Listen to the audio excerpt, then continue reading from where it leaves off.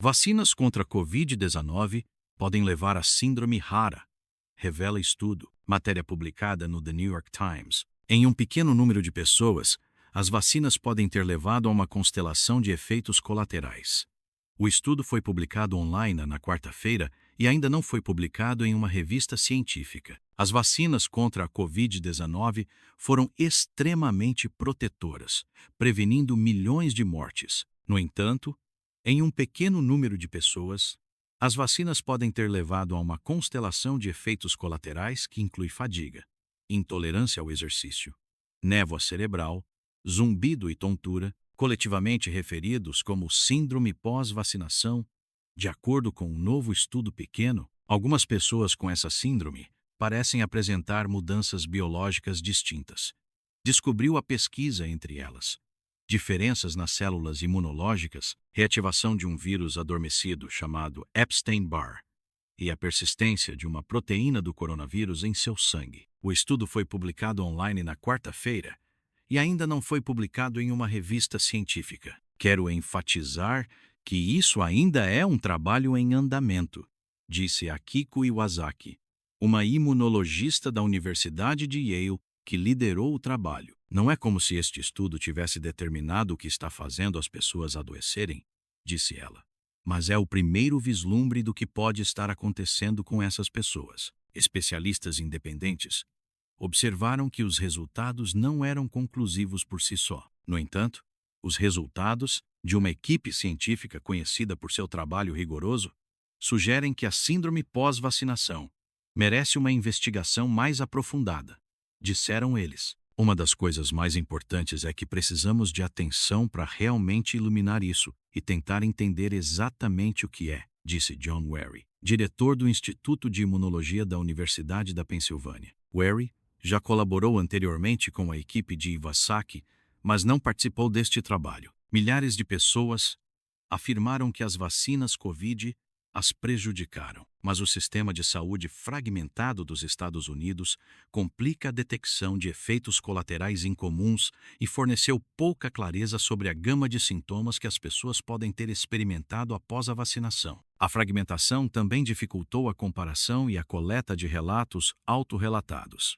O novo estudo é pequeno e a condição que está estudando é muito heterogênea, disse o Dr. Gregory Poland, editor emérito da revista Vaccine e presidente do Atria Research Institute. Apesar dessas limitações, eles encontraram dados interessantes que precisam de mais estudos, disse Poland. Estudos muito maiores de indivíduos cuidadosamente definidos e fenotipados precisam ser realizados. Entre dezembro de 2022 e novembro de 2023, Iwasaki e sua equipe coletaram amostras de sangue de 42 pessoas com síndrome pós-vacinação e 22 pessoas saudáveis sem a condição. As pessoas com a síndrome estavam geralmente em pior estado de saúde do que a média dos americanos, descobriram os pesquisadores. Quando os pesquisadores analisaram componentes do sistema imunológico, os sujeitos com síndrome pós-vacinação apresentaram proporções diferentes de algumas células imunológicas, em comparação com os controles. Não está claro o que essas diferenças podem significar.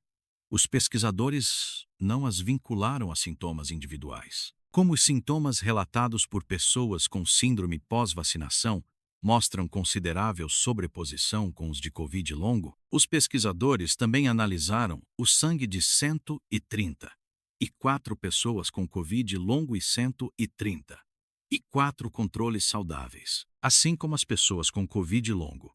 Aquelas com síndrome pós-vacinação mostraram reativação do vírus Epstein-Barr, um vírus que pode permanecer dormente no corpo e está associado a mononucleose, esclerose múltipla e outras condições. Alguns casos de Covid longo são considerados resultado da persistência da proteína spike do coronavírus, resultando em um estado elevado de inflamação no corpo. Iwasaki e sua equipe descobriram que as pessoas com síndrome pós-vacinação apresentavam níveis plasmáticos significativamente mais altos da proteína spike do coronavírus do que todos os outros, incluindo aqueles com Covid longo de 26 a 709 dias após receber a vacina. Iwasaki disse que as vacinas de mRNA Provavelmente não eram a fonte da proteína tanto tempo após a administração das vacinas. Algo mais está permitindo esse tipo de expressão tardia da proteína spike, e não sabemos exatamente o que é,